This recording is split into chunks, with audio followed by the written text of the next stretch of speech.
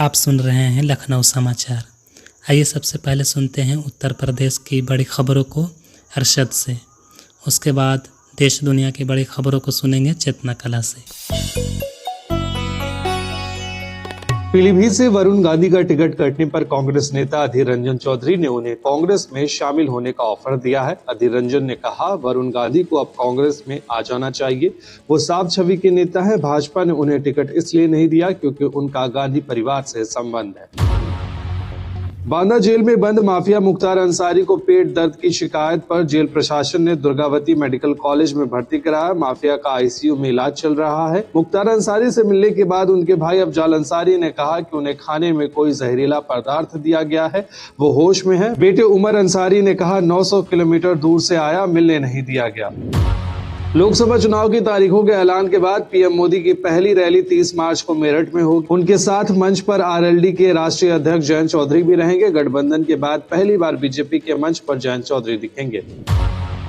झांसी में 12वीं की छात्रा ने सुसाइड कर लिया। होली के दिन छात्रा की 4 सहेलियों ने उसके घर से निकल रहे युवक का वीडियो बनाया, फिर उसे "ये है प्यार" खुलेआम मैसेज के साथ इंस्टाग्राम पर पोस्ट कर दिया। जब छात्रा की बदनामी होने लगी तो उसने 50 फीट ऊंची पानी की टंकी से कूदकर जान दे दी।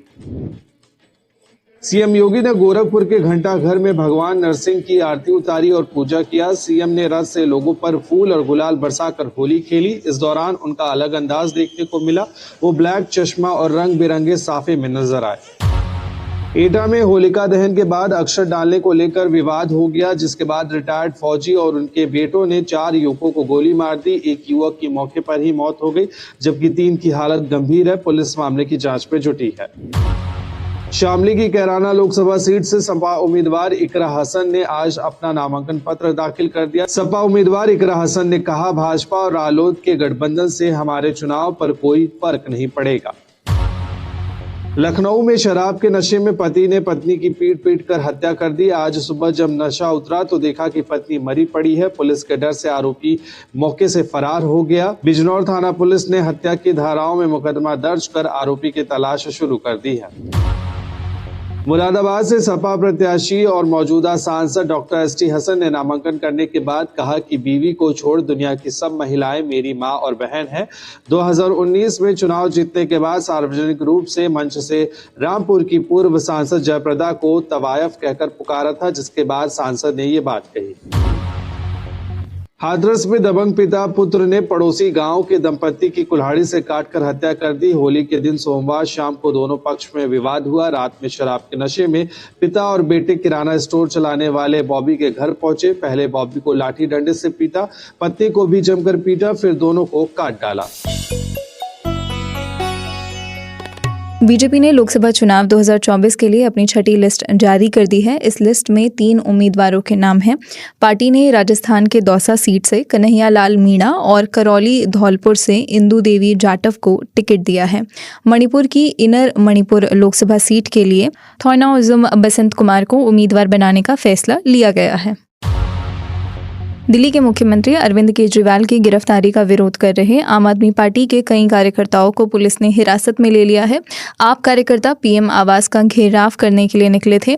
पुलिस ने पीएम आवास के आसपास धारा 144 लागू की। इधर भाजपा कार्यकर्ता केजरीवाल के इस्तीफे की मांग को लेकर प्रदर्शन कर रहे हैं। दिल्ली सचिवालय की तरफ जा रहे कार्यकर्ताओं ने पुलिस बैरिकेडिंग तोड़ दी। उन्हें रोकने के लिए पुलिस ने वाटर कैनन का इस्तेमाल किया। दिल्ली भाजपा अध्यक्ष वीरेंद्र सचदेव समेत कई भाजपा कार्यकर्ताओं को पुलिस ने डिटेन कर लिया है। बीआरएस नेता के कविता को मनी लॉन्ड्रिंग मामले में दिल्ली के राउज एवेन्यू कोर्ट ने 9 अप्रैल तक के न्यायिक हिरासत में भेज दिया है। ईडी ने दिल्ली के कथित शराब नीति घोटाले में शामिल होने के आरोप में कविता को 15 मार्च को गिरफ्तार किया था। उस समय वो ईडी की हिरासत में थी, लेकिन ईडी ने आश्चर्यजनक तौर पर आज उनकी 15 दिनों की न्यायिक हिरासत मांगी, जिसे अदालत ने स्वीकार कर लिया।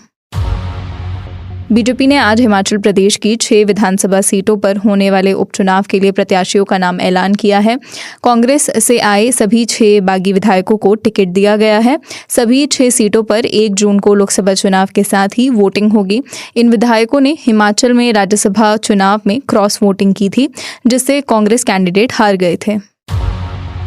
पंजाब में भाजपा अकेले लोकसभा चुनाव लड़ेगी। इसका ऐलान करते हुए पार्टी के प्रदेश अध्यक्ष सुनील जाखड़ ने कहा कि लोगों की राय के बाद ये फैसला लिया गया है। वर्कर्स और नेताओं की भी यही राय है। पहले पंजाब में अकाली दल से भाजपा के दोबारा गठजोड़ होने की चर्चा थी। बताया जा रहा था कि भाजपा के सीनियर नेता भी इसके पक्ष में थे। इसके बावजूद ये बातचीत बन नहीं पाई। पंजाब में लोकसभा की कुल 13 सीटें हैं। बलूचिस्तान में कल और आज रात के बीच पाकिस्तान के दूसरे सबसे बड़े नेवल बेस पर हमला हुआ। इसमें एक सैनिक की मौत हो गई है। सुरक्षा बलों ने 4 आतंकियों को मार गिराया। मीडिया रिपोर्ट्स के मुताबिक नौसेना के अड्डे से आतंकियों को निकालने के लिए 8 घंटों तक ऑपरेशन चलाया गया। इस दौरान बेस वॉर जोन में बदल गया। सोशल मीडिया पर कई वायरल वीडियो में नेवल बेस पर सेना के हेलीकॉप्टर उड़ते दिखाई दे रहे थे। मरे हुए आतंकियों के पास से बड़ी तादाद में विस्फोटक हथियार मिले हैं। हमले की जिम्मेदारी बलोच लिबरेशन आर्मी ने ली है। अमेरिका के मैरीलैंड में एक कार्गो जहाज के टकराने से फ्रांसिस स्कॉट की ब्रिज का एक हिस्सा ढह गया है।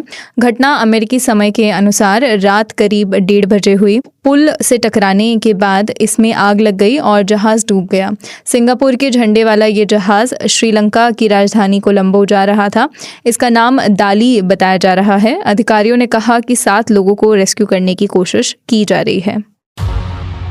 गौतम अडानी की कंपनी अडानी पोर्ट्स ने एक और पोर्ट खरीद लिया है। एक्सचेंज पर जारी जानकारी में कंपनी ने बताया कि गोपालपुर पोर्ट्स में 95% हिस्सेदारी उसने खरीदी है। ये डील 3080 करोड़ रुपए में हुई। ये अडानी पोर्ट्स का 14वां पोर्ट होगा। अडानी पोर्ट्स ने Shapoorji Pallonji ports maintenance private limited से 56% हिस्सेदारी खरीदी है। इसके अलावा अडानी पोर्ट्स ने उड़ीसा स्टीव डोर्स लिमिटेड से 39% हिस्सेदारी खरीदी है। शेयर बाजार में आज गिरावट देखने के लिए मिल रही है। सेंसेक्स 300 अंक से ज्यादा की गिरावट के साथ 72,434 के स्तर पर कारोबार कर रहा है। वहीं निफ्टी में भी 70 अंक से ज्यादा की गिरावट है। ये 22,020 के स्तर पर कारोबार कर रहा है। सेंसेक्स के 30 शेयरों में से 19 में गिरावट और 11 में तेजी देखने के लिए मिल रही है। टीम इंडिया इस साल नवंबर में 5 टेस्ट मैचों की सीरीज के लिए ऑस्ट्रेलिया का दौरा करेगी। पहला मुकाबला 22 नवंबर से पर्थ में खेला जाएगा। सीरीज का आखिरी मैच 3 जनवरी को सिडनी में शुरू होगा। टीम इंडिया ऑस्ट्रेलिया के खिलाफ 10 साल से कोई टेस्ट सीरीज नहीं हारी है।